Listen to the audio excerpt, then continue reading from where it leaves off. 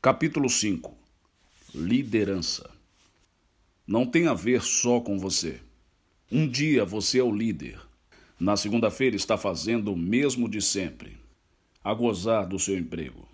Aproveitando o seu emprego. Gerindo um projeto. Conversando e rindo com colegas sobre a vida e o trabalho. E se perguntando como a administração da empresa pode ser tão idiota. Então, na terça-feira, de repente, você é a administração. Você é o chefe. Subitamente tudo parece diferente, porque é diferente. A liderança requer outros comportamentos e outras atitudes. E para muitos, isso é uma estreia. Antes de ser um líder, o sucesso tem a ver com o seu crescimento pessoal. Quando se torna um líder, o sucesso tem a ver com o crescimento dos outros. Inquestionavelmente, existem muitas maneiras de ser um líder. Terá apenas de observar personalidades como Herb Kelleher, homem avesso a regras, sensato e direto, que esteve à frente da Southwest Airlines durante 30 anos, e Bill Gates, o discreto pioneiro da Microsoft, para saber que líderes surgem das mais variadas formas. Na política tem o exemplo de Churchill e de Gandhi, no futebol americano de Lombardi e de Belichick.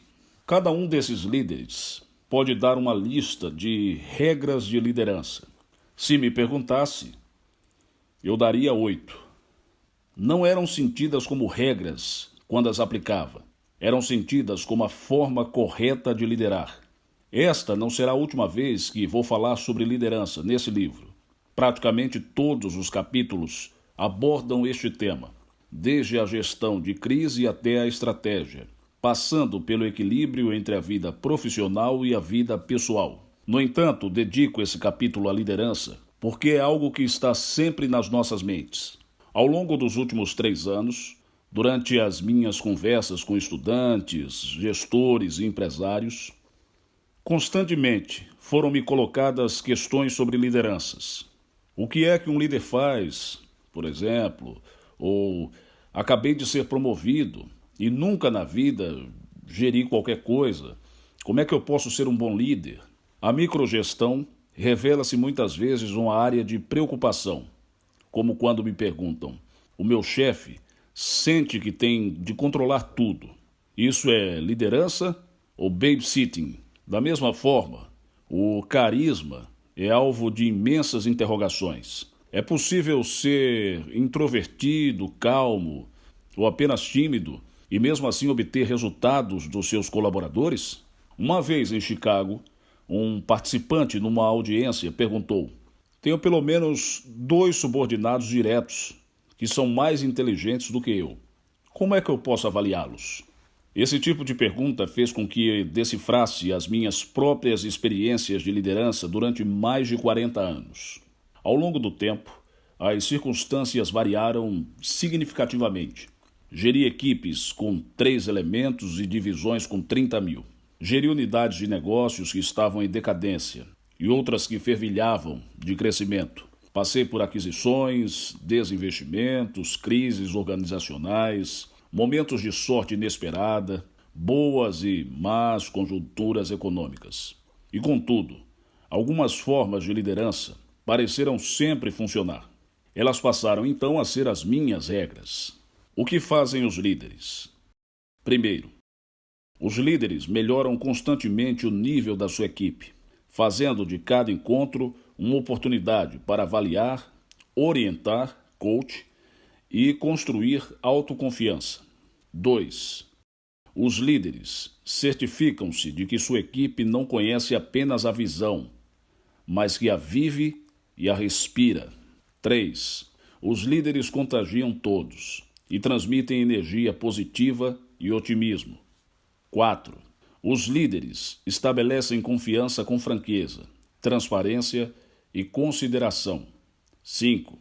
Os líderes têm coragem para tomar decisões impopulares e seguir a sua intuição. 6.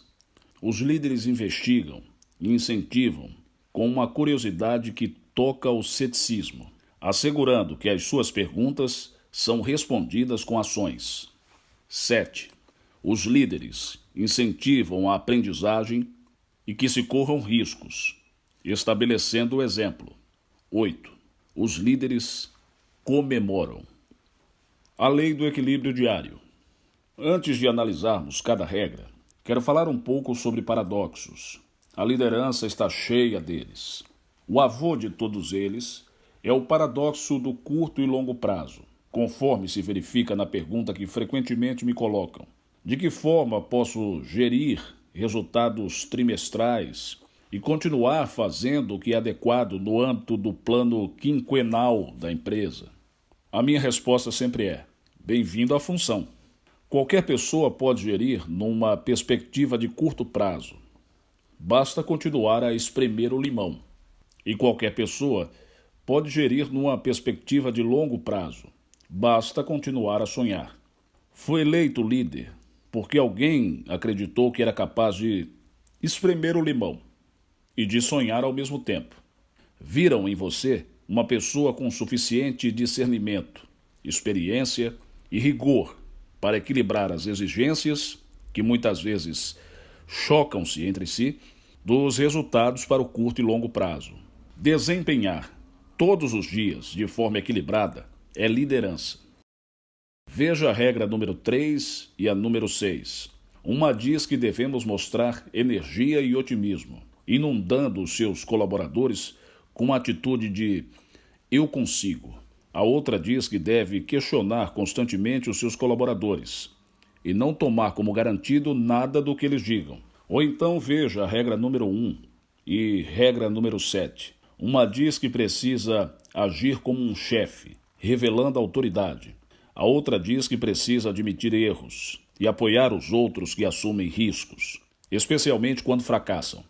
Obviamente, a vida seria muito mais fácil se a liderança fosse apenas uma lista de regras simples. Mas os paradoxos são inerentes ao negócio. No entanto, isso faz parte do divertimento da liderança.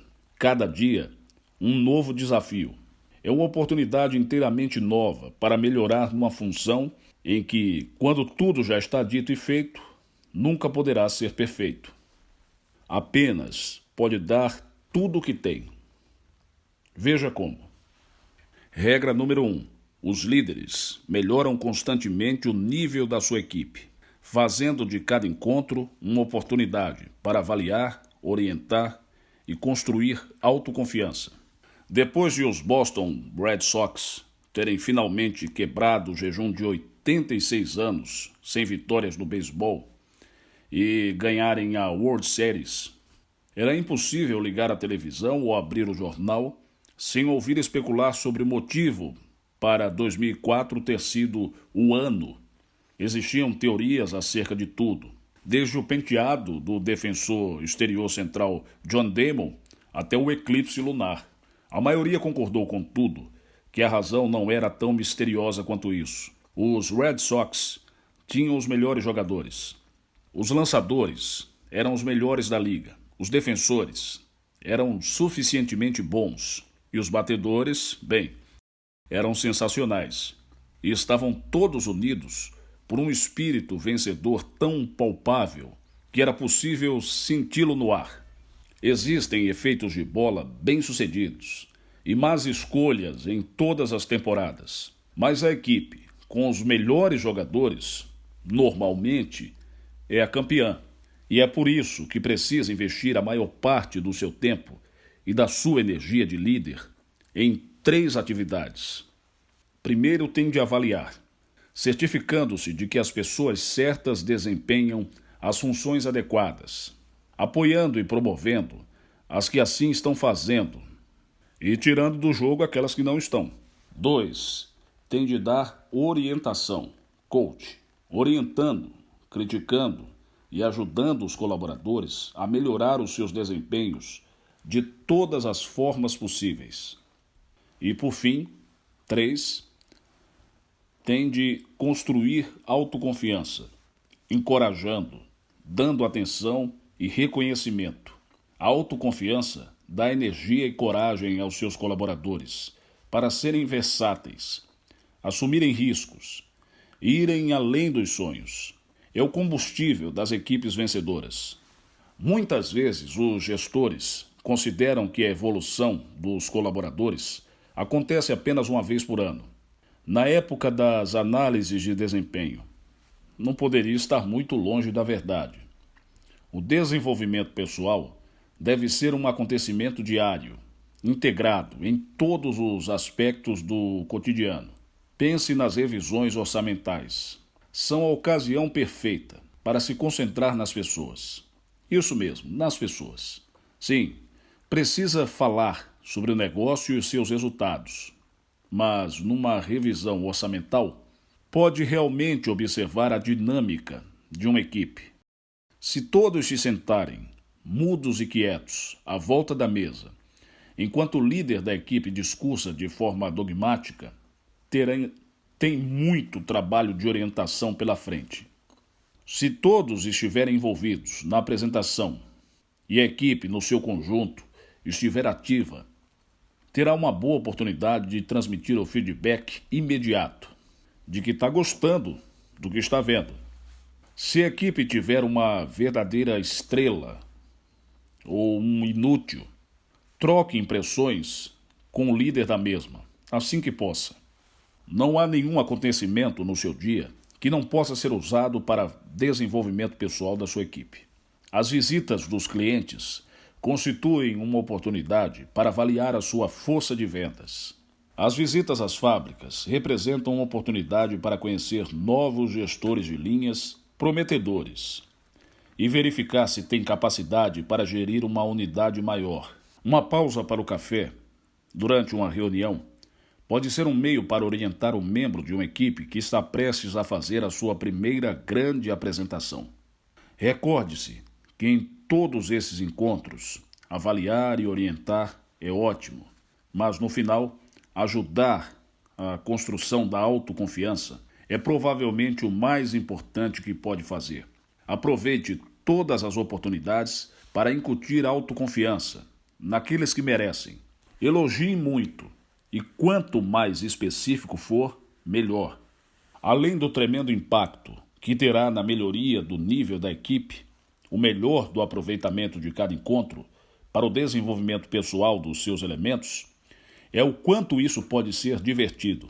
Em vez das reuniões esgotantes sobre números e visitas às fábricas, exibindo novas máquinas, o dia a dia tem a ver com o crescimento das pessoas. Veja-se como um jardineiro, com um regador na mão e uma lata de fertilizante na outra.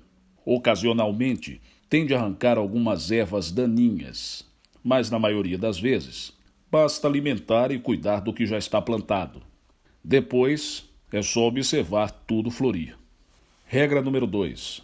Os líderes certificam-se de que a sua equipe não conhece apenas a visão, mas que a vive e a respira. É evidente que os líderes têm de definir a visão da equipe, e a maioria o faz.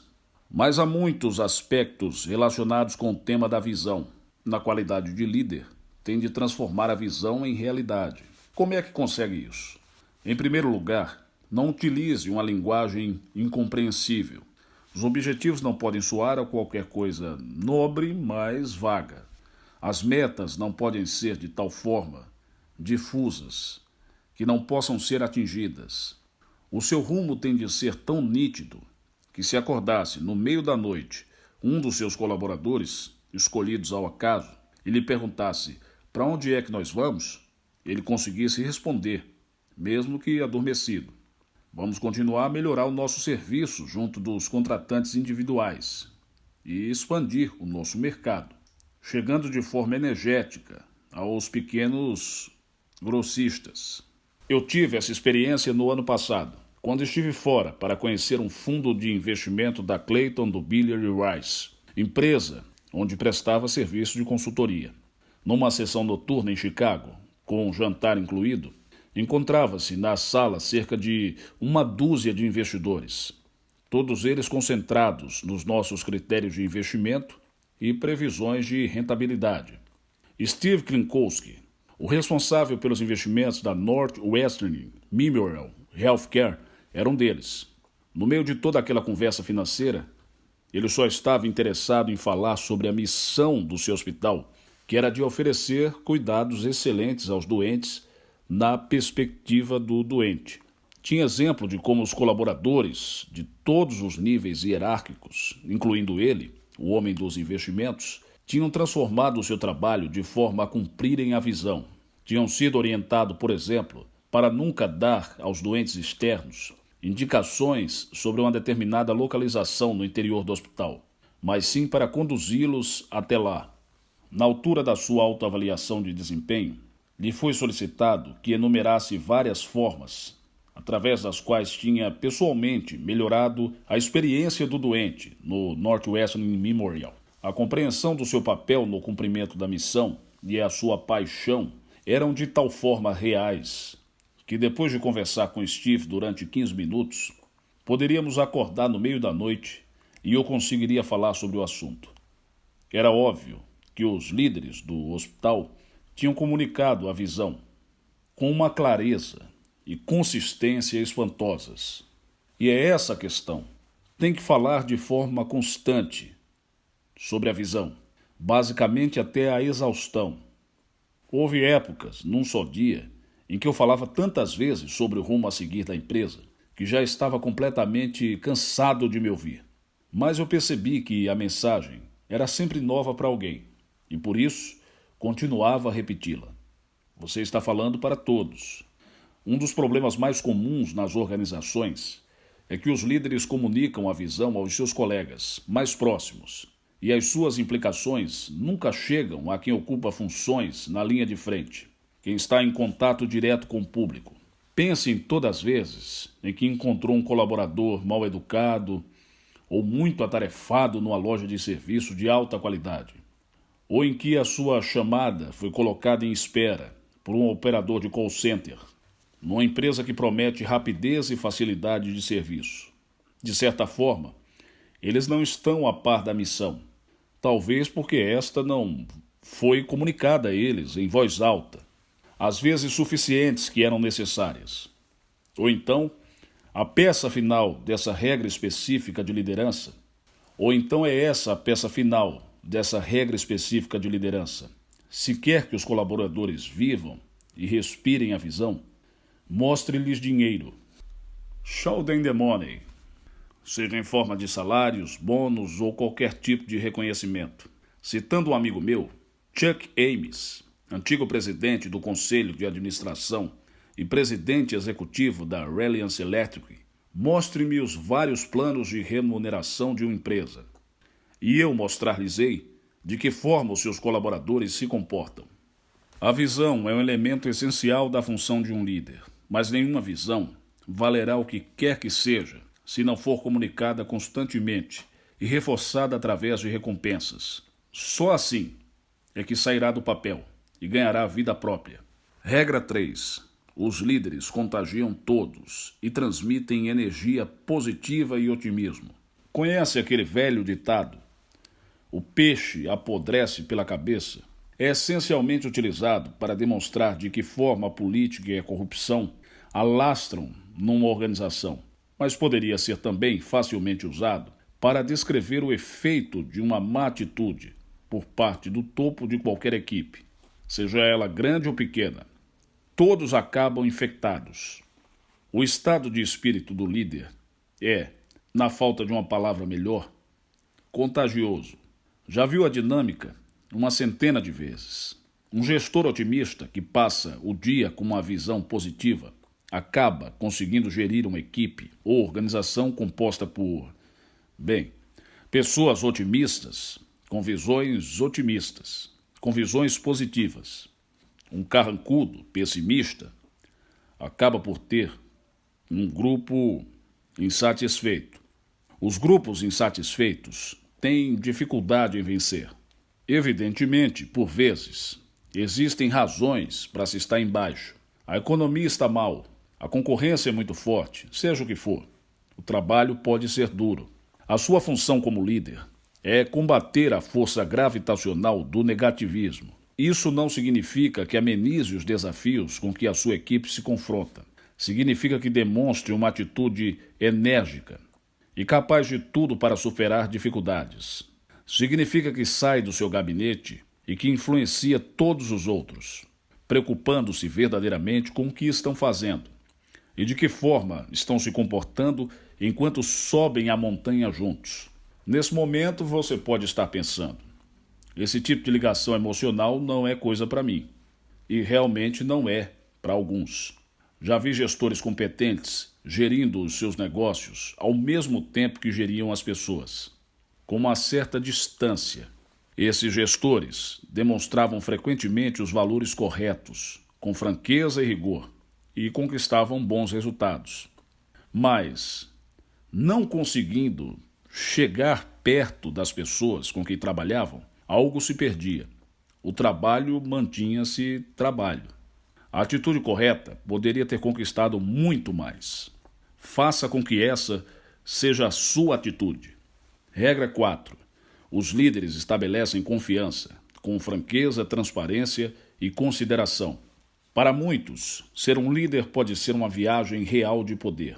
Apreciam o sentimento de controle sobre as pessoas e a informação, e assim mantêm segredos. Revelam pouco do que pensam sobre as pessoas e do seu desempenho, e guardam o que sabem sobre o negócio e o futuro deste. Esse tipo de comportamento certamente define o líder como o chefe, mas retira toda a confiança que uma equipe sente. E o que é a confiança? Poderia dar uma definição do dicionário, mas já se reconhece quando a sente. A confiança acontece quando os líderes são transparentes, francos e mantêm a sua palavra. É tão simples quanto isso. Os seus colaboradores deveriam saber o seu lugar no nível de desempenho. Eles têm de saber como está o negócio. E às vezes, as notícias não são boas, tais como demissões iminentes. Qualquer pessoa normal preferiria não ter de dar essas notícias. Mas você tem de combater o impulso de amenizar ou relativizar as mensagens difíceis. Senão pagará com a quebra da confiança e da energia por parte da sua equipe. Os líderes também conquistam confiança ao darem crédito a quem o merece. Nunca tentam inferiorizar os seus colaboradores, roubando-lhes uma ideia, reivindicando-a como sua.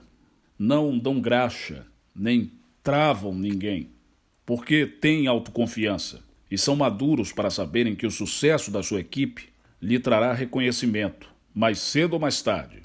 Em épocas boas, os líderes assumem a responsabilidade por aquilo que deu errado. Em momentos bons, oferecem generosamente o elogio. Quando passa a ser um líder, muitas vezes, sente uma vontade enorme de dizer: olhem para o que eu fiz, quando a sua equipe se destaca. É mais do que normal que queira algum crédito para você. Afinal de contas, comanda as operações, assina os cheques de ordenado e, por isso, ouvem tudo o que diz, ou fingem que fazem. E eles riem das suas piadas, ou fingem fazê-lo. Em algumas empresas, ser chefe significa ter um lugar de estacionamento especial ou viajar em primeira classe. Isso pode subir a cabeça. Pode começar a sentir-se realmente uma pessoa muito importante. Não deixe que isso lhe aconteça. Lembre-se de que quando foi nomeado líder, não lhe foi dada uma coroa, foi-lhe dada a responsabilidade de retirar o melhor dos outros. Para isso, os que trabalham com você têm de confiar em você. E confiarão, desde que demonstre franqueza, lhes dê crédito e se mantenha verdadeiro. Regra 5. Os líderes têm coragem para tomar decisões impopulares e seguir a sua intuição. Por natureza, algumas pessoas conseguem reunir consenso e outras querem ser amadas por todos. Esses comportamentos podem trazer-lhe dificuldades se for um líder, porque independentemente do local onde trabalha e do que faz, por vezes tem que tomar decisões difíceis, demitir pessoas, reduzir o financiamento de um projeto ou fechar uma fábrica. Obviamente, as decisões difíceis geram queixas e resistência. A sua função é ouvir e explicar claramente os seus pontos de vista, mas sempre seguindo em frente. Não hesite nem bajule. Não é líder para ganhar um concurso de popularidade. Você é líder para liderar. Não concorra para o lugar. Ele já é seu. Por vezes, tomar uma decisão é difícil, não por ser impopular, mas porque se trata de uma intuição e desafia uma lógica técnica. Muito já se escreveu sobre o mistério da intuição, mas trata-se apenas de reconhecimento de um padrão, não é? Já viu uma coisa tantas vezes que simplesmente sabe o que está acontecendo dessa vez. Os fatos podem estar incompletos, ou a informação pode ser limitada, mas a situação é, para você, extremamente familiar. Os líderes confrontam-se com chamadas de intuição, e a toda hora. Se lhe é pedido, por exemplo, que invista num novo edifício de escritórios, mas ao visitar a cidade, vê gruas em todas as direções, o preço do negócio é perfeito, segundo lhe disseram. Mas você já viu isso antes. Sabe que a sobrecapacidade está muito perto e que um investimento perfeito em breve valerá 60 cêntimos de dólar. Não tem nenhuma prova, mas sente isso no estômago. Tem que recusar o negócio, mesmo que isso aborreça muitos.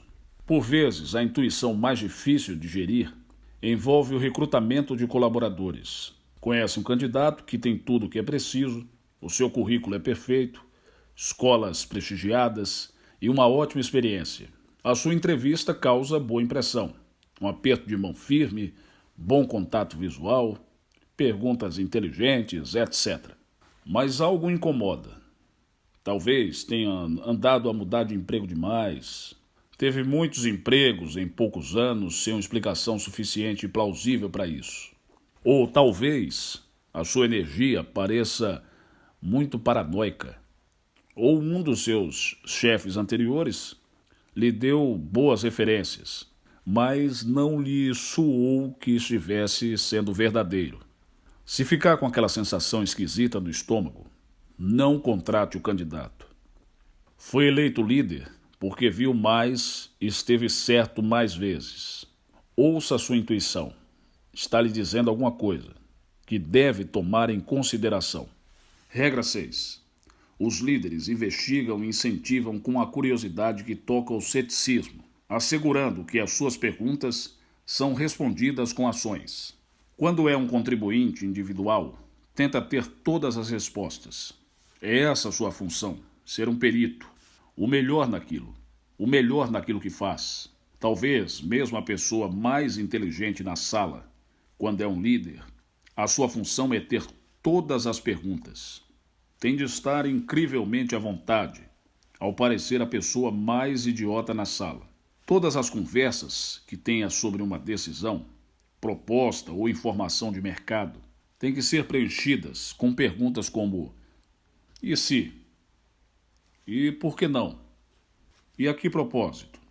Quando assumi pela primeira vez um cargo de gestor em 1963, administrava uma startup que comercializava um produto que entrou no mercado através de um vasto grupo de vendedores. Eu sabia que não estávamos conquistando atenção suficiente por parte dos interessados no ramo. Assim, todos os finais de semana, levava para casa cópias de papel químico dos relatórios de vendas preenchidos depois da visita a cada cliente. As resmas delas. A segunda-feira me tornava uma praga com a minha ronda de telefonemas, pedindo aos vendedores ou ao gestor da fábrica para me explicarem tudo o que eu não tinha entendido. Por que é que, por exemplo, estamos fazendo preços de carregamento completo a um cliente que apenas comprava pequenos lotes? Por que é que havia outro cliente recebendo um produto com manchas negras? Essas perguntas fizeram com que a equipe de vendas desse ao nosso produto a atenção necessária e melhorasse a minha compreensão sobre como este era vendido. No entanto, por vezes não é suficiente fazer perguntas. É necessário confirmar que as perguntas originam ideias que conduzem a ações. Lembre-se que lá, por ser líder, o fato de fazer uma determinada afirmação não significa que ela vai se concretizar. Foi isso que aconteceu no início dos anos 90. Nessa época em que eu estava bastante obcecado com a ideia de uma máquina de IRM, imagem para ressonância magnética, com uma abertura maior, Se alguma vez você esteve numa IRM, uma máquina dessas, sabe do que eu estou falando. Deita-se de costas,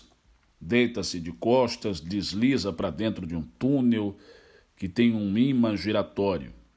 Nessa altura, o nível, ou sonda, chamava-se assim, era muito estreito e os pacientes tinham uma sensação de claustrofobia durante o processo do IRM que durava 40 minutos. Dizia-se que a Hitachi estava para lançar uma máquina com um diâmetro muito mais largo, mas alguns elementos do nosso equipamento médico recusaram o produto. Os hospitais, diziam eles, nunca aceitarão as imagens de baixa qualidade produzidas por essas máquinas com um maior diâmetro. Como eu próprio já tinha estado numa IRM, não fiquei muito convencido. As máquinas realmente faziam sentir claustrofobia. Sempre que tinha oportunidade, pedia à equipe médica para analisar de novo a situação.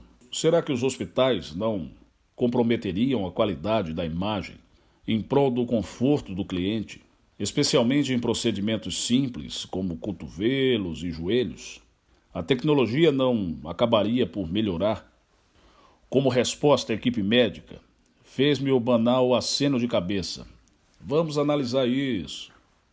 Asseguravam-me constantemente. Claro que não fizeram. Eu era um inexperiente nessa área e um insistente que eles estavam apenas tentando acalmar. Um ano mais tarde, a Hitachi lançou uma máquina com um diâmetro mais largo e conquistou uma significativa cota de mercado. Nós passamos 2 anos tentando alcançá-los. A última coisa que quero parecer com essa história é um herói. É exatamente o contrário.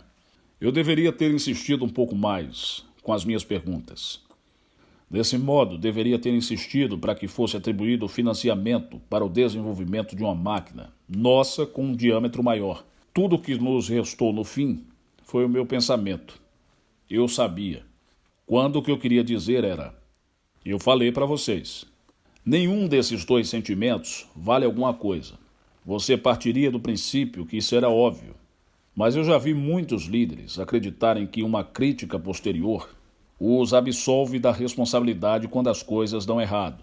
Alguns anos atrás, costumava encontrar-me num nível social com alguma regularidade, com um presidente executivo bastante conhecido.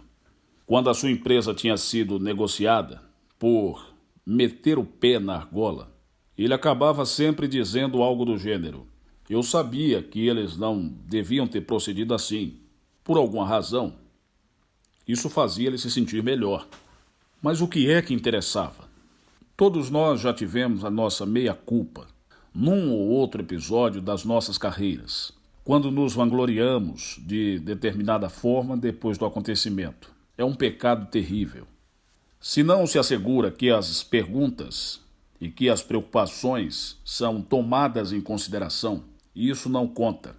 Percebo que a maioria não gosta do processo de avaliação. É irritante acreditar num produto ou entrar numa sala, fazer uma boa apresentação e depois ser chamado à parte para responder à pergunta do chefe. Mas esse é o trabalho. Procurar maiores e melhores soluções. As perguntas, o debate saudável, as decisões e a ação vão permitir o sucesso de todos. Regra número 7. Os líderes incentivam a aprendizagem e que se corram riscos, estabelecendo o exemplo. As empresas vencedoras aceitam o risco e a aprendizagem. Na realidade, esses 2 conceitos, muitas vezes, não passam de palavras ditas da boca para fora. E pouco mais que isso. Muitos gestores incentivam seus colaboradores a experimentarem coisas novas e depois os massacram quando eles falham. A grande maioria vive em mundos não inventados aqui, criados por eles próprios. Se quer que os seus colaboradores testem e expandam as suas mentes, dê o exemplo. Considere a vertente do risco. Poderá criar uma cultura que aceita bem o risco, admitindo espontaneamente os seus erros e conversando sobre o que aprendeu com eles. São incontáveis as vezes em que relatei o meu primeiro grande erro e foi enorme, que fez ir pelos ares uma fábrica piloto em Pittsfield, Massachusetts, em 1963. Estava do outro lado da rua, no meu gabinete, quando a explosão aconteceu.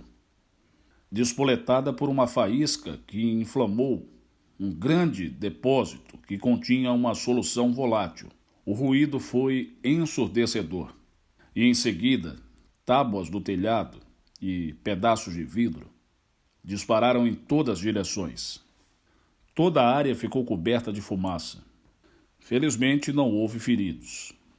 Apesar do tamanho do meu erro, o chefe do meu chefe, um antigo professor do MT, Massachusetts Institute of Technology, chamado Charlie Reed, não me massacrou. Em vez disso, a sua avaliação compreensiva e científica relativo às razões que teriam provocado o incidente me ensinou não apenas a melhorar o processo de fabricação, mas também, e isso foi mais importante, a saber como lidar com os outros quando estão embaixo. Esse não foi o único erro de toda a minha carreira. Cometi muitos. Comprei o banco de investimento Kidder Peabody, um desastre ao nível do ajuste cultural. E fiz muitos recrutamentos que não devia. Só para citar 2 exemplos. Estas experiências não foram nada do que eu possa me orgulhar, mas falei sobre as mesmas abertamente para demonstrar que é aceitável não acertar, desde que possamos aprender com esse erro. Não precisa ser moralista ou particularmente sombrio em relação aos seus erros. Assim, quanto mais divertido e alegre falar deles, mais os outros percebem a mensagem de que os erros não são fatais. No que diz respeito à aprendizagem, uma vez mais, tende a viver. Lá por ser o chefe, não quer dizer que seja a fonte de todo o conhecimento.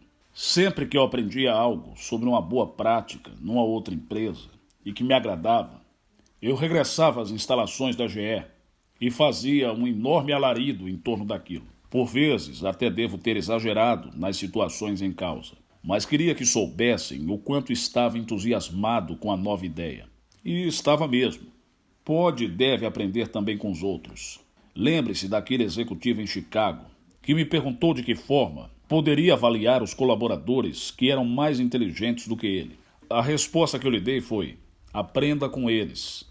No melhor dos cenários, todas as pessoas serão mais inteligentes do que você, mas isso não significa que você não possa liderar elas. Não há qualquer lei no mundo inteiro que nos force a correr riscos ou a dedicar tempo à aprendizagem. Na maioria das vezes, o cálculo que fazem entre o risco e a recompensa não é suficientemente óbvio. Se pretende alterar isso, estabeleça você mesmo o exemplo. Irá adorar a cultura estimulante que irá criar e os resultados que irá conquistar. E a sua equipe também. Regra número 8. Os líderes comemoram. O que tem a comemoração que deixa os gestores tão nervosos?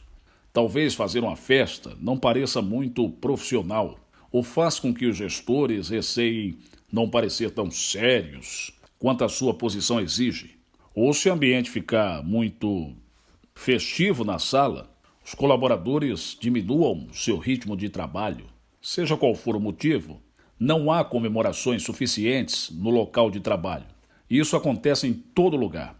Quando eu viajo a trabalho, pergunto frequentemente às plateias se fizeram alguma coisa para mostrar reconhecimento pelos êxitos, pequenas ou grandes, das suas equipes ao longo do ano que passou. Não me refiro a festas pomposas organizadas pelas empresas, que todos detestam, nas quais toda a equipe é encaminhada para um restaurante local, para um serão de felicidade forçada, quando o que elas preferiam era estar em casa.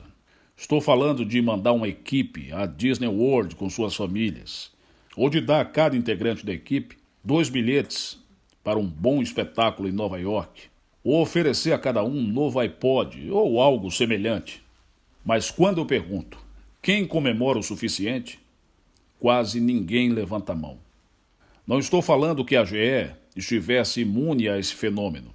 Eu insisti na importância da comemoração durante 20 anos, mas na minha última viagem como presidente executivo ao nosso centro de formação em Crotonville, perguntei a cerca de 100 gestores que se encontravam ali: vocês comemoram o suficiente nas suas unidades? Mesmo sabendo o que eu queria que dissessem, menos da metade respondeu que sim. Que oportunidade perdida! Comemorar faz com que nos sintamos vencedores e cria um ambiente de reconhecimento e energia positiva. Imagine uma equipe que vence a World Series sem ter direito a banhos de champanhe em todas as direções. É impossível isso não acontecer. E, no entanto, as empresas são vencedoras muitas vezes, mas deixam passar esse momento sem olha, me dá cá 5. O trabalho está muito presente na nossa vida, para que não se reconheçam os momentos de sucesso. Agarre tantos quanto conseguir. Faça deles um grande acontecimento. Se não fizer, ninguém o fará.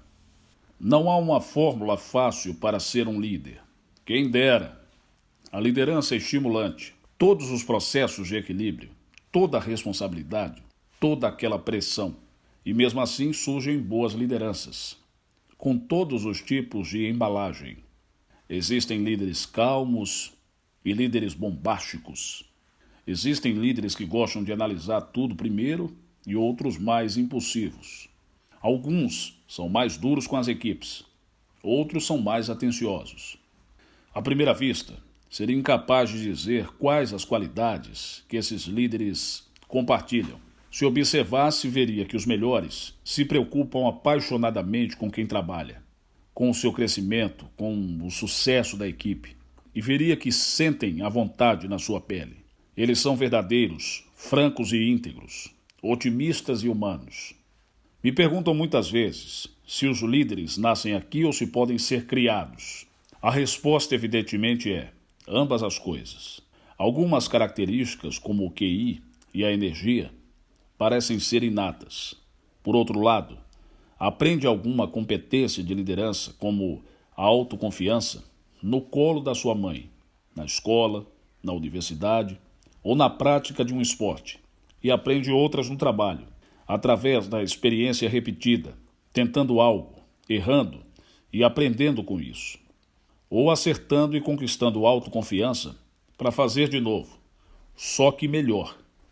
Para a maioria de nós, a liderança acontece um dia quando nos tornamos chefe e as regras mudam. Antes disso, a nossa função diz respeito a nós. Agora, diz respeito a eles. Capítulo 6. De que são feitos os vencedores? Às vezes, quando estou diante de plateias de homens de negócios, colocam-me questões que me deixam totalmente perplexo, sem qualquer ideia sobre a resposta certa. Há alguns anos, numa convenção de executivos da área de seguros em San Diego, uma mulher levantou-se e perguntou-me: qual é a questão que deve colocar numa entrevista para ajudar a decidir quem contratar? Abanei a cabeça.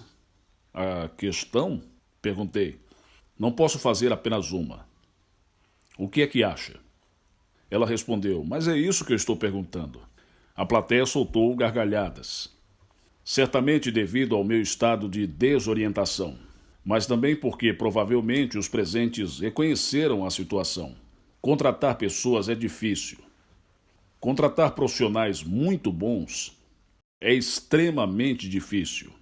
No entanto, o aspecto mais importante para se vencer é ter as pessoas certas em campo. Nenhuma estratégia inteligente, nem a mais avançada tecnologia do mundo serão eficazes se não existirem profissionais muito bons para as fazer funcionar. Por que o recrutamento certo é tão importante e estimulante? Há muito para se falar neste capítulo. Em primeiro lugar, analisaremos 3 testes importantes que precisa concretizar antes de pensar em contratar alguém. A seguir, vamos acompanhar a estrutura 4E e 1P de recrutamento que utilizei durante muitos anos. O nome é resultado das 4 características que contém, que começam todas pela letra E, o que é uma coincidência feliz. Existe também um P, de paixão, nessa estrutura. Depois disso, iremos explorar as 4 características especiais que procura quando quer contratar líderes. O capítulo anterior tratava sobre o que se faz quando se é um líder, as regras da liderança. Este capítulo tem a ver com o recrutamento de líderes. Antes que tudo, por fim responderei a 6 FAQ, perguntas frequentes, sobre recrutamento que me são colocadas nas minhas viagens, além daquela impossível que me foi colocada em San Diego pela executiva da área de seguros. Afinal de contas, tive alguns anos para pensar nisso. Os testes importantes. Antes de sequer pensar em avaliar pessoas para uma função, elas têm de passar por 3 testes. Lembre-se, esses devem ser realizados no início do processo de recrutamento, e não nos momentos antes de estar prestes a assinar o contrato. O primeiro teste diz respeito à integridade. Integridade é uma palavra um pouco imprecisa. Por isso, eu dou a minha definição. As pessoas íntegras dizem a verdade e mantêm a sua palavra. Assumem a responsabilidade por ações passadas.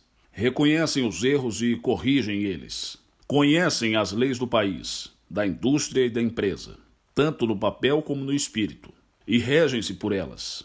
Jogam para ganhar da forma correta, seguindo as regras. Como é que se pode testar a integridade se o candidato já trabalha na empresa? Então é muito simples. Já ouviu trabalhar ou conhece alguém que o acompanhou. Se for de fora, precisa confiar nas referências e na reputação do candidato.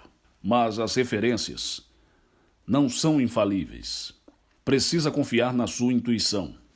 A pessoa lhe parece genuína, admite abertamente os erros, fala da sua vida com doses equivalentes de franqueza e descrição.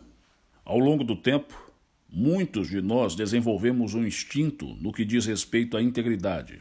Não tenha receio de tirar partido dele. O segundo teste diz respeito à inteligência. Isso não significa que uma pessoa tenha de ter lido Shakespeare ou que consiga resolver problemas complexos de física. Quer dizer que o candidato possui uma forte dose de curiosidade intelectual, com amplitude de conhecimento suficiente para trabalhar e liderar outros, também inteligentes, no complexo mundo de hoje. Por vezes, confundem instrução com inteligência. Eu caí nesse erro no início da minha carreira, mas com a experiência, aprendi que as pessoas inteligentes vêm de qualquer tipo de escola.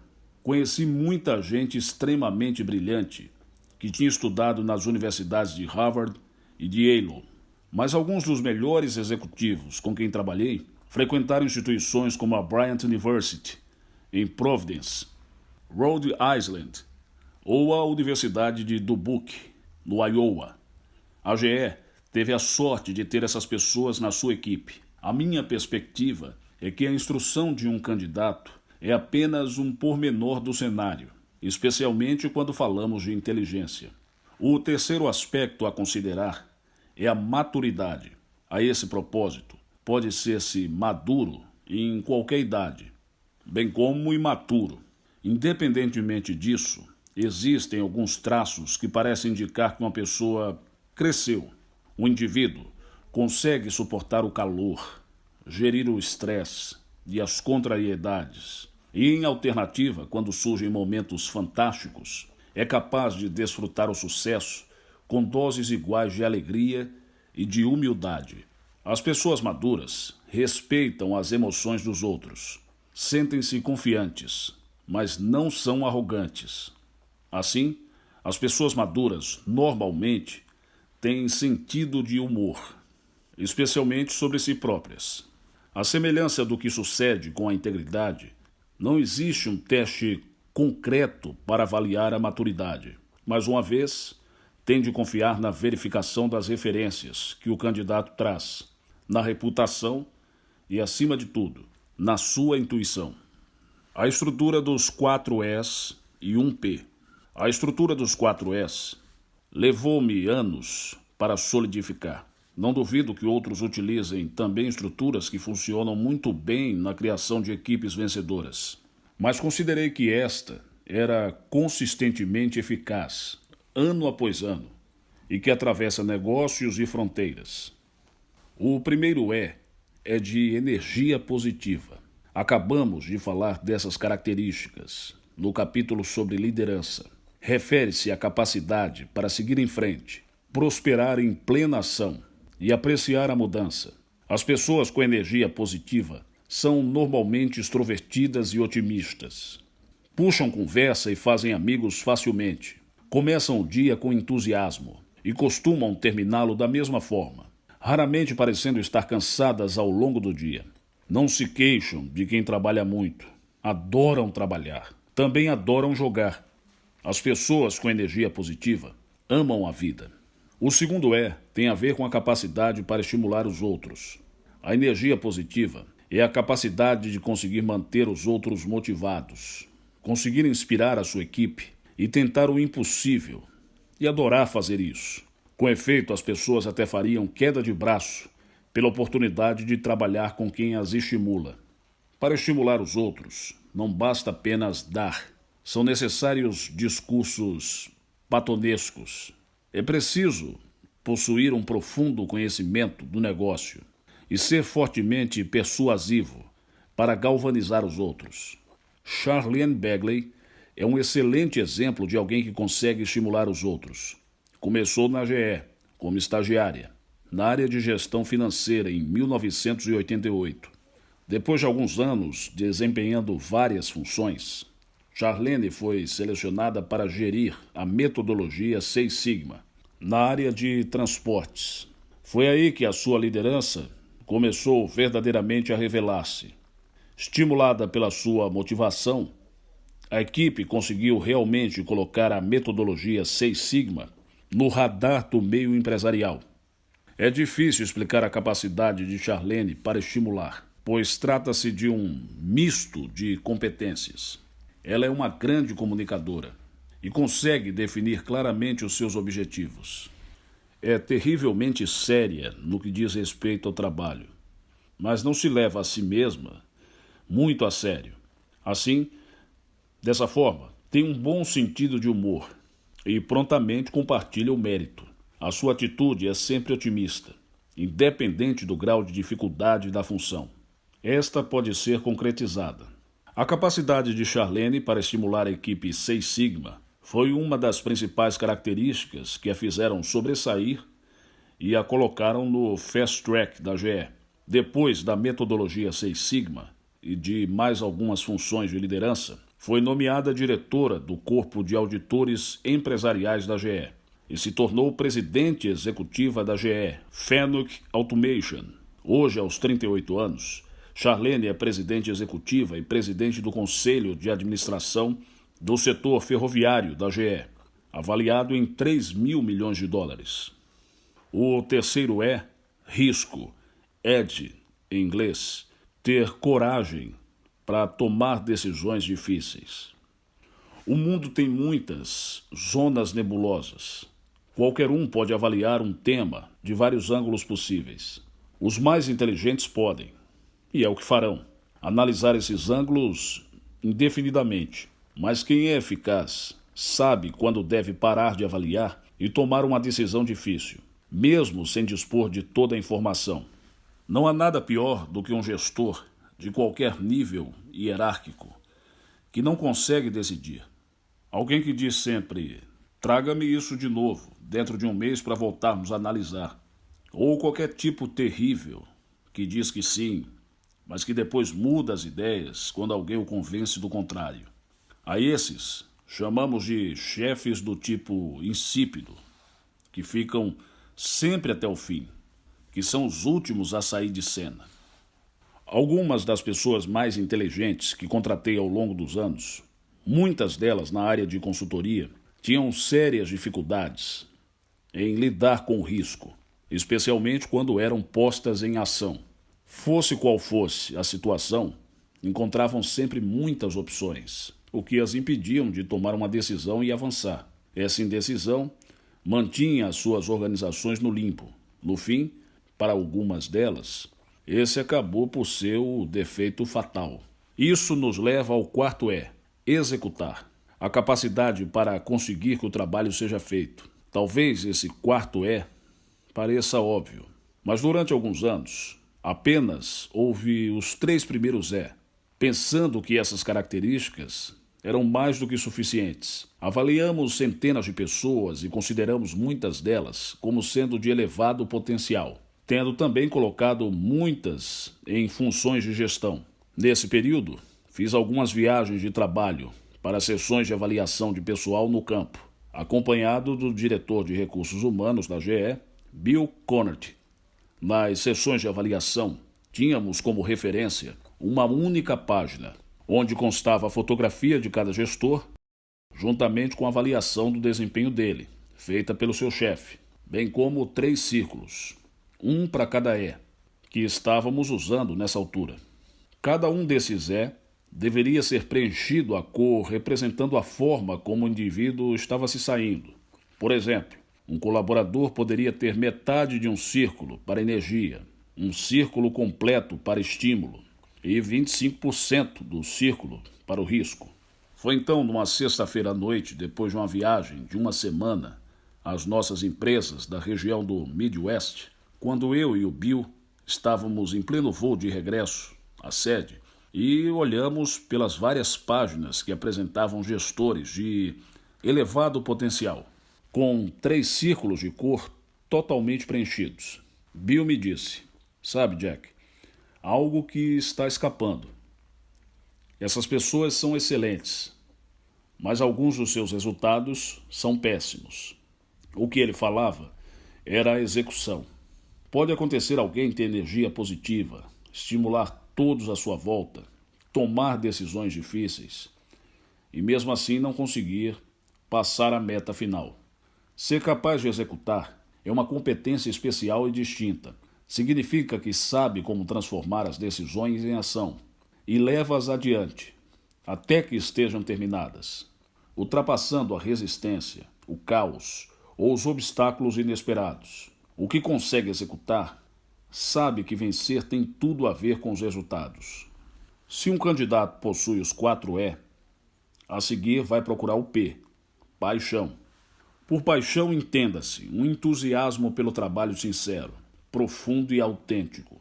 As pessoas com paixão preocupam-se, mas preocupam-se mesmo com os colegas, os colaboradores e os amigos, desejando que todos vençam. Adoram aprender e crescer e ficam entusiasmadas quando os que os rodeiam fazem o mesmo. No entanto, o aspecto engraçado acerca das pessoas com paixão é que normalmente não se sentem estimuladas apenas com o trabalho. Tendem a apaixonar-se por tudo, são malucas por esporte, apoiam fanaticamente o seu clube ou são viciadas em política. Seja o que for, têm o sumo da vida correndo nas veias. A estrutura dos 3 testes preliminares e dos 4 E e 1 P aplica-se a qualquer decisão de recrutamento, independentemente do nível a se ocupar na organização. Pode acontecer precisar de contratar um líder sênior para uma posição de topo, alguém que vai gerir uma grande divisão ou uma empresa inteira. Nesse caso, existem mais 4 características que têm realmente importância. A primeira característica é a autenticidade.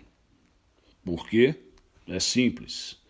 Uma pessoa não pode tomar decisões difíceis, assumir posições impopulares ou manter-se firme naquilo que acredita, se não souber o que é se sentir confortável na sua pele. Estou falando de autoconfiança e convicção.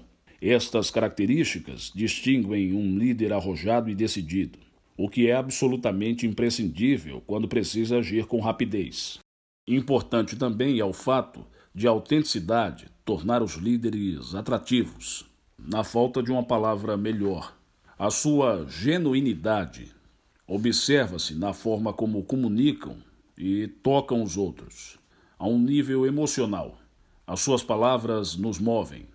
A mensagem toca o nosso interior. Quando eu estava na GE, de vez em quando, nos deparávamos com o caso de um ou outro executivo muito bem sucedido que simplesmente não conseguia ser promovido para o nível seguinte. Nos próximos dias, debatíamos com o nosso raciocínio. Os executivos em causa demonstravam os valores corretos e produziam resultados, mas normalmente a sua equipe não tinha ligação com eles.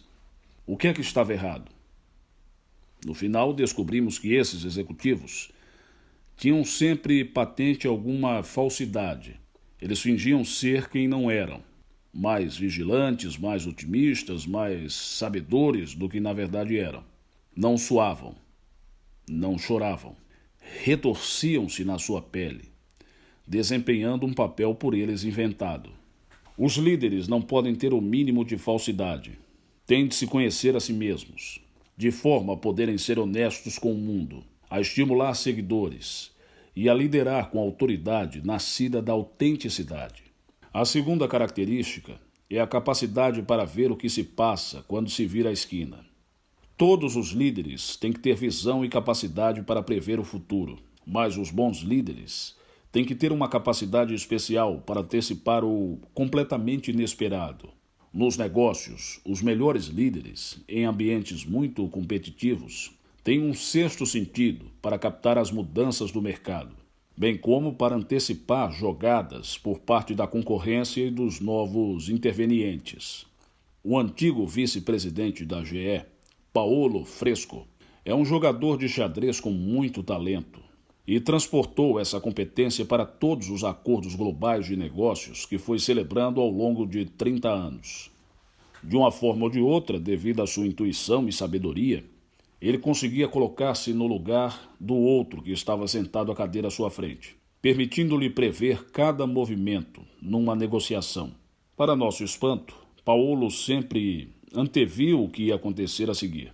Nunca alguém esteve sequer perto de o derrotar, porque ele sabia o que o seu adversário estava pensando, antes mesmo dele próprio saber. A capacidade para ver o que passa quando se vira a esquina é a capacidade para imaginar o inimaginável. A terceira característica consiste numa forte inclinação para se rodear dos melhores e de pessoas mais inteligentes do que elas. Sempre que existia uma crise na GE, reunia rapidamente um grupo composto por pessoas mais inteligentes e mais intuitivas, que conseguia encontrar em qualquer nível hierárquico dentro da empresa, e por vezes fora dela, apoiando-me fortemente nelas de uma maneira a ficar a par dos seus conhecimentos e obter conselhos. Eu me certificava que cada uma analisava o problema de um ângulo diferente, e depois mergulhávamos todos na informação enquanto trabalhávamos no sentido de solucionar a crise. Essas sessões eram quase sempre alvo de contendas, e as opiniões que me chegavam eram consistentes e variadas. No entanto, as minhas melhores decisões resultaram no que eu aprendia naqueles debates. O desacordo fazia emergir questões pertinentes e nos forçava a desafiar os pressupostos. Todos saíam dessa experiência mais informados e com melhor preparação para enfrentar a crise seguinte. Um bom líder tem a coragem de reunir uma equipe que, às vezes, faz ele parecer a pessoa mais idiota da sala. Sei que isso parece contraintuitivo. Quer que o líder seja o mais inteligente da sala. Mas se ele agir assim, não receberá metade da participação que necessita para tomar as melhores decisões. A quarta característica é a forte elasticidade e a resistência. Todos os líderes cometem erros. Todos os líderes tropeçam e caem. A questão que se coloca quando se trata de um líder sênior é a seguinte: será que ele aprende com os próprios erros?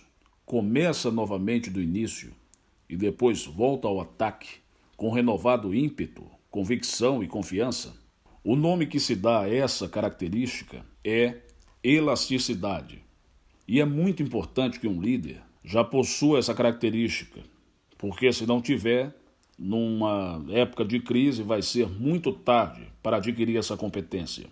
Por essa razão que, quando colocava pessoas em novas situações de liderança, procurava sempre candidatos que tivessem passado por uma ou duas experiências muito difíceis. Gostava, em particular, de quem tinha tido claramente o vento soprando contra elas, mas que tinha provado que conseguia correr ainda mais depressa na prova seguinte. O mundo global dos negócios, hoje em dia, vai fazer cair do cavalo qualquer líder mais do que uma vez. E por isso tem que saber como voltar de novo e montar na cela. As perguntas mais frequentes, FAQ, sobre recrutamento. Para fechar, vamos observar as 6 perguntas que me colocaram nos últimos anos, sempre que se abordou o tema do recrutamento. Depois disso, tentarei, pelo menos, responder à executiva da área de seguros de San Diego, no que diz respeito a tal questão a fazer numa entrevista. Conforme referi anteriormente, tenho andado pensando nisso já há algum tempo. Primeiro, como é que se realmente entrevista alguém que concorre a um emprego? A minha resposta imediata a essa questão é: nunca confie completamente num só encontro. Independente da pressão a que esteja sujeito em termos de tempo, ou do quanto alguém lhe pareça promissor, certifique-se que cada candidato é entrevistado por várias pessoas. Com o decorrer do tempo, vai descobrir que existem algumas pessoas na sua organização que têm um dom especial para destrinçar estrelas de impostores. Confie nelas. Bill Conant, o meu diretor de recursos humanos, era um mestre nessa arte. Fosse através de um aperto de mão, de um sorriso ou da forma de falar sobre a sua família, os candidatos eram transparentes com ele. Escute quando um colega de confiança diz que a sua intuição está reagindo negativamente a um candidato. Essa sensação é normalmente sinal de que o candidato não é aquilo que parece. Em um determinado momento no processo da entrevista, quando for a sua vez, assegure-se que exagera no desafio colocado pelo emprego, a que o candidato se propõe. Descreva-o como aquilo que será um dos dias mais difíceis, árduo, contencioso, político, pleno de incertezas. À medida que vai enumerando, se o candidato continua a dizer sim, sim, sim, sim, deve recear que ele tenha poucas opções, se é que tem alguma. Pode ser mesmo a sua única esperança de conseguir emprego. Fique impressionado se o candidato disparar de volta questões difíceis como: quando é que se espera que os resultados sejam alcançados? Ou: a equipe que eu terei é suficiente para que isso seja possível? Fique ainda mais impressionado se o questionar sobre valores da empresa. A dificuldade de uma tarefa fará com que os bons candidatos se sentem na ponta das suas cadeiras, curiosos e com uma firme autoconfiança, e que não fiquem sentados dizendo que sim a tudo com a concordância entusiástica. Por fim, depois de toda a conversa, não verifique apenas as referências que o candidato lhe dá. Faça perguntas. Mas isso sabe como fazer. Quando o fizer, não permita que a conversa seja superficial. Impeça-se de fazer algo natural. Ouvir apenas as boas notícias que quer ouvir. Obrigue-se a desafiar tudo o que soe a conversa de advogado. Use as informações escritas que possui. Prometa que não vai repetir o que lhe for dito. Ao agir dessa forma, obterá uma reação que presenciei mais vezes do que aquelas que consigo contar. Você deve estar brincando comigo. Ainda bem que nos vimos livres desse indivíduo. Questão 2. Apenas preciso recrutar alguém por sua especialização técnica. Por que razão devo me incomodar com os 4E? Obviamente que recrutar alguém que seja simultaneamente uma estrela no nível técnico e que demonstre possuir os 4E é muito bom. Se está realmente desesperado por uma pessoa com determinada especialidade, digamos, um programador de informática ou um pesquisador, então ficaria satisfeita com a energia e a paixão, juntamente com uma grande dose de inteligência bruta. Uma ótima experiência anterior e, claro, integridade. Precisa dessas características em qualquer pessoa que contrate. Questão 3. E se alguém não possuir 1 ou 2E, poderá depois ter treinamento para preencher essas lacunas? Qualquer candidato que contrate para uma função de gestão deve possuir os 2 primeiros E: energia positiva e capacidade para estimular. Essas são características pessoais e não penso que nenhum treinamento, formação possa ajudar com isso. E francamente, ia incentivá-lo a não recrutar qualquer membro da equipe gestor ou não, que não possua uma boa dose de energia positiva. As pessoas sem essa característica estressam uma organização. Por outro lado, as capacidades para arriscar e executar podem ser desenvolvidas com a experiência e a formação a nível de gestão. Ao longo do tempo, vi muitos aprenderem como devem tomar decisões difíceis e apresentar resultados. A GE dispõe de inúmeros exemplos a nível dos seus auditores. Todos os anos, entram para o quadro cerca de 120 pessoas, a maioria dos quais provenientes do Programa de Formação em Gestão Financeira da GE, mas cerca de 25% têm origem de outras áreas, como engenharia e manufatura. O típico novo recrutado na área de auditoria tem cerca de 3 anos de experiência na empresa. No primeiro ano, esses novos meninos deslocam-se às unidades de negócio da GE, por todo o mundo, na qualidade de membros de equipe de auditoria, compostas por 3 a 6 elementos. Depois de 12 semanas de análises fatigantes, regressam à sede da empresa que acabaram de auditar, para apresentarem as suas conclusões ao diretor financeiro e ao presidente executivo. Muitas vezes, tem muito para contar. E alguns desses relatos não são simpáticos.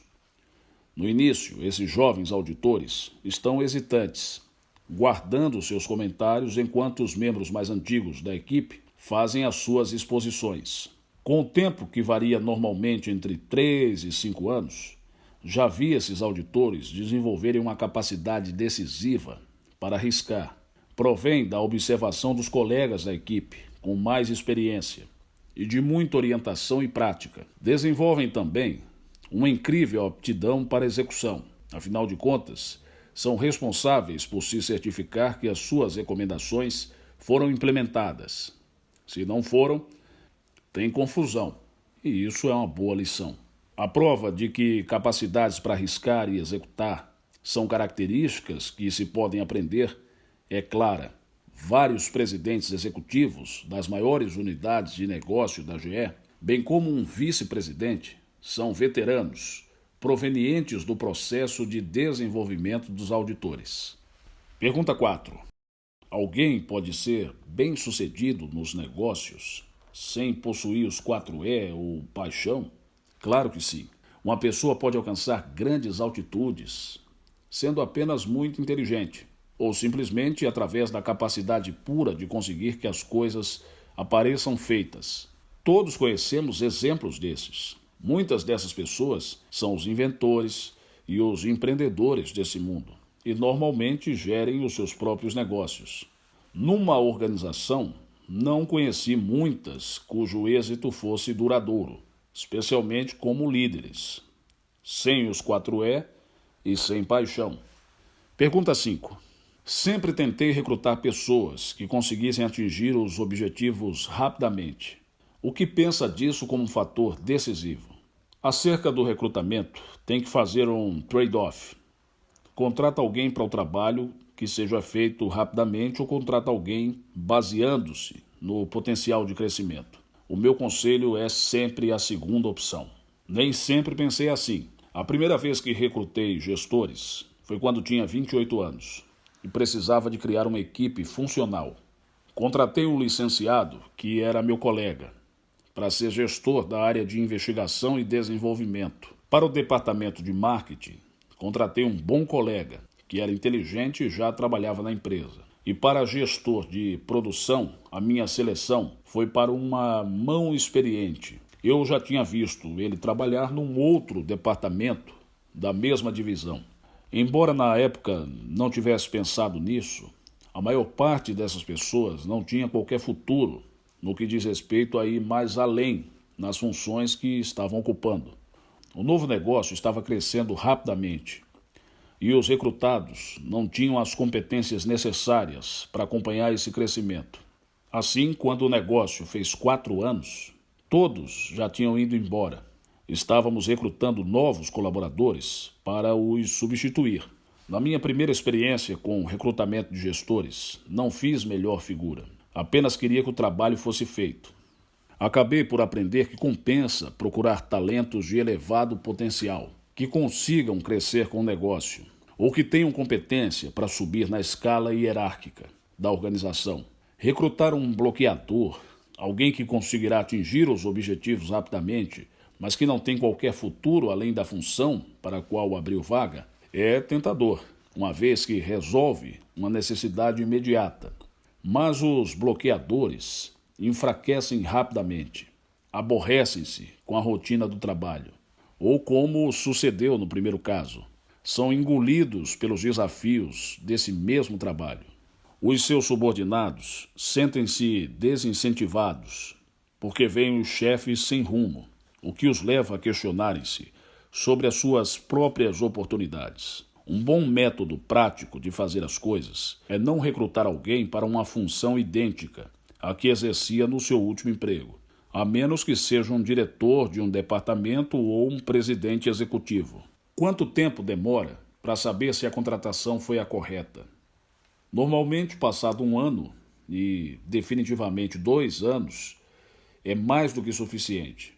Já se torna bastante evidente se alguém está obtendo os resultados que se esperava. É relativamente simples perceber quando uma pessoa não tem a energia e a capacidade de execução que previu. As capacidades para estimular e arriscar, por vezes, demoram mais a se evidenciar. Num novo ambiente, as pessoas querem adaptar-se antes de começarem a puxar pela equipe para uma determinada causa ou antes de tomarem decisões difíceis. Conforme já falei, se em 2 anos, no máximo, um colaborador continua não atingindo as suas expectativas, é tempo de admitir o erro e dar início ao seu processo de afastamento. Se tiver feito o seu trabalho e concretizado avaliações honestas durante esse percurso, não deverá ficar surpreendido. E um pacote de indenização justo vai amenizar o choque. Fazer o recrutamento certo é difícil.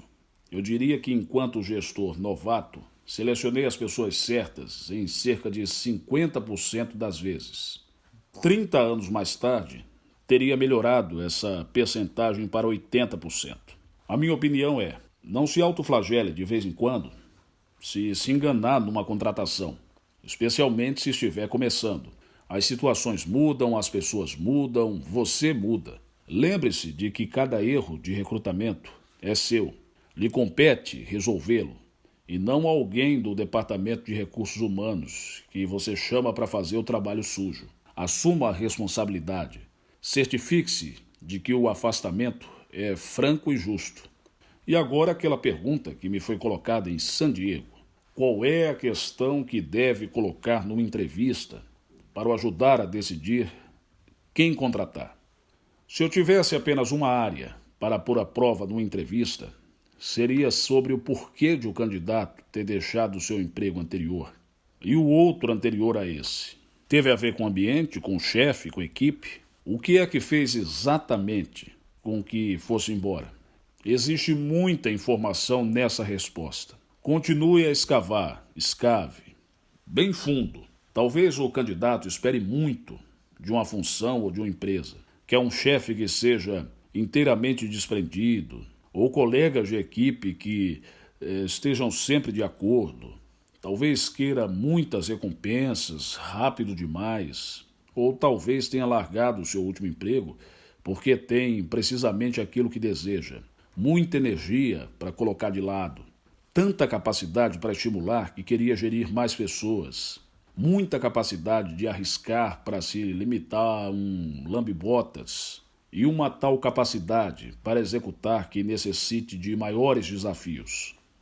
A chave é: ouça atentamente, ponha-se na pele do candidato. A razão para alguém ter deixado o emprego ou uma função diz mais sobre essa pessoa do que qualquer outra informação. O seu objetivo é recrutar para ter os jogadores certos em campo. Felizmente, existem bons profissionais em todo lado. Apenas você tem de saber como os escolher. É tão fácil limitar-se a contratar pessoas de que gosta. Afinal de contas, passará com elas a maior parte do tempo que está acordado. Também é fácil recrutar alguém com experiência relevante. Vai conseguir que o trabalho seja feito. Mas a amizade e a experiência nunca são suficientes. Cada pessoa que recruta deve ter integridade, inteligência, maturidade. Assim que encontre quem tem essas características, procure intensamente pelos 4E e pela paixão. Mais ainda quando estiver em questão nível sênior. Procure autenticidade, capacidade de previsão, disposição para procurar conselho nos outros, bem como elasticidade. Junte tudo isso e encontrará um vencedor.